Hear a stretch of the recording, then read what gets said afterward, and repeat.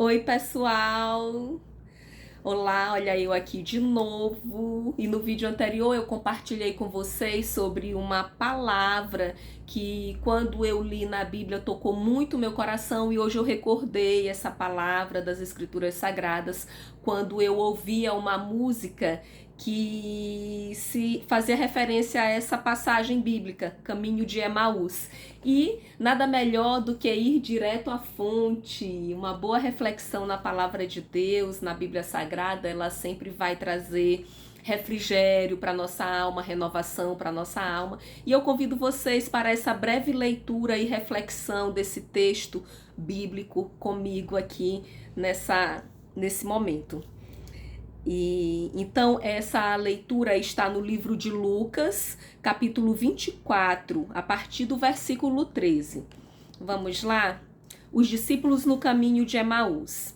Naquele mesmo dia, 2 deles estavam de caminho para uma aldeia chamada Emaús, distante de Jerusalém 60 estádios. E iam conversando a respeito de todas as coisas sucedidas. Aconteceu que, enquanto conversavam e discutiam, o próprio Jesus se aproximou e ia com eles. Os seus olhos, porém, estavam como que impedidos de o reconhecer. Então lhes perguntou Jesus: que é isso que vos preocupa e de que ides tratando à medida que caminhais? E eles pararam entristecidos. Um, porém, chamado Cleopas, respondeu, dizendo: És o único, porventura, que, tendo estado em Jerusalém, ignoras as ocorrências destes últimos dias? Ele lhes perguntou: quais? E explicaram: o que aconteceu a Jesus, o Nazareno, que era varão, profeta, poderoso em obras e palavras diante de Deus e de todo o povo. E como os principais sacerdotes e as nossas autoridades o entregaram para ser condenado à morte e crucificado. Ora, nós esperávamos que fosse ele quem havia de redimir a Israel, mas depois de tudo isto, e já este o terceiro dia desde que tais coisas sucederam. Viram aqui, né? Compartilhei com vocês no vídeo. Esses discípulos, eles eram acostumados a andar com Jesus e ouviam eles presenciaram milagres. Eles conviveram, aprenderam com Jesus, ouviam as palavras de Jesus, eram amigos de Jesus, discípulos. E eles com certeza presenciaram muitos milagres. Mas naquele momento, quando Jesus estava na cruz, eles viram Jesus na cruz, ali a circunstância os cegou para que eles não pudessem ver, né, e acreditar naquilo que estava por vir e que Jesus já havia comentado com eles. E quantas vezes estamos assim, né? Temos nossas promessas, nossos sonhos de Deus pra gente, e a gente não acredita quando a situação aperta, quando a gente sofre as pressões, né? Tanto no âmbito da família, ou do trabalho, ou das relações interpessoais. Na hora da pressão, a gente muitas vezes falha na nossa fé, em acreditar que Deus, ele tem sempre o melhor para nós. E isso aconteceu com esses discípulos. Eles estavam desanimados, abalados, desestruturados, com a sua fé, né, abalada. E então, vamos continuar aqui, né? Ora, nós esperávamos que fosse ele quem havia de redimir a Israel, mas depois de tudo isto, já este o terceiro dia desde que tais coisas sucederam. É verdade também que algumas mulheres das que conosco estavam nos surpreenderam, tendo ido de madrugada ao túmulo e, não achando o corpo de Jesus, voltaram dizendo terem tido uma visão de anjos, os quais afirmam que ele vive. E de fato, alguns de nossos foram ao seu sepulcro e verificaram a exatidão do que disseram as mulheres, mas não o viram.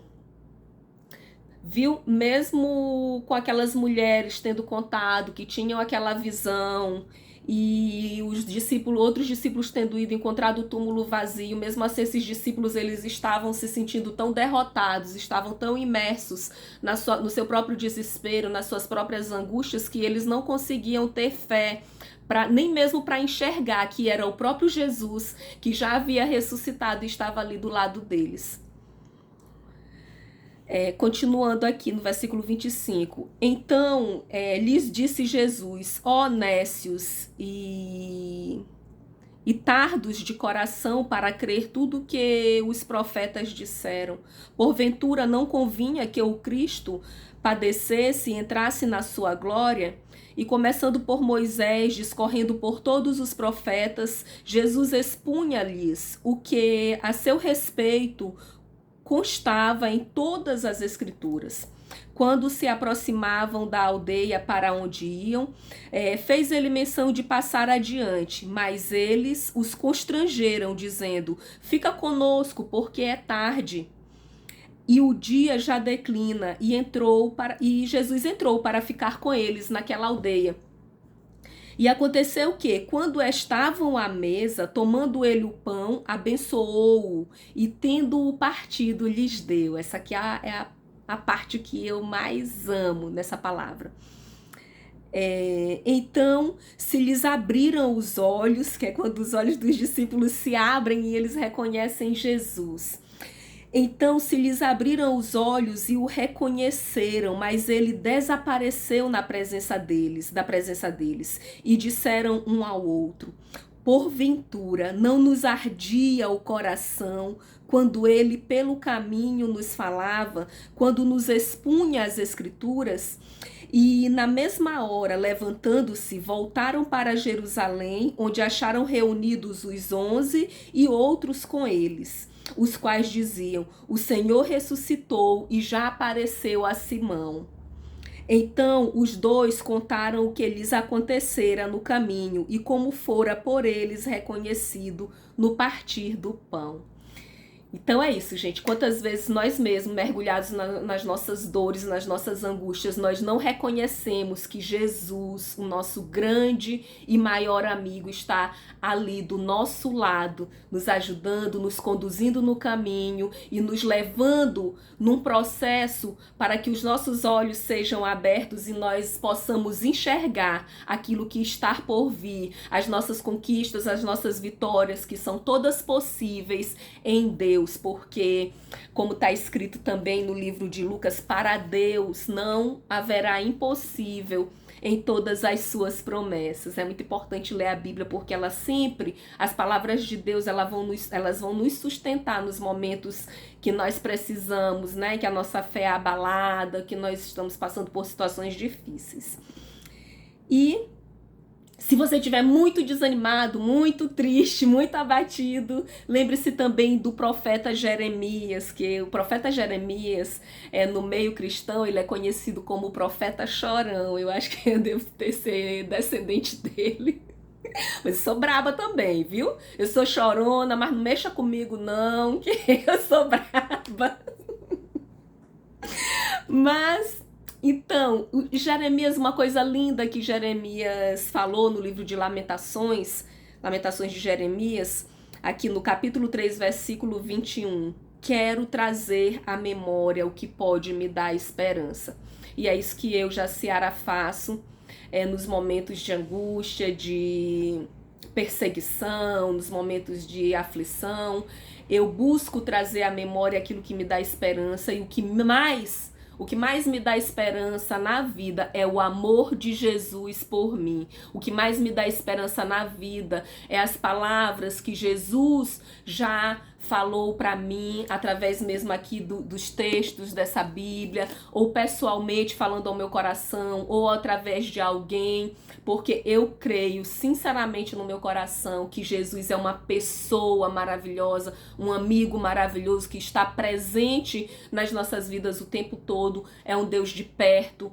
Não é um Deus de longe, é um Deus de perto com o qual nós podemos contar sempre, com quem nós podemos contar sempre, um grande amigo. Então, Quando precisar, traga as memórias, a sua memória, aquilo que te dá esperança. Traga Jesus na sua memória, né? Tudo que ele já fez por você, a morte de Jesus na cruz, a ressurreição, as palavras de Deus, o amor de Deus dispensado a você. Isso é que dá esperança e nos ajuda a continuar na nossa caminhada, na nossa jornada.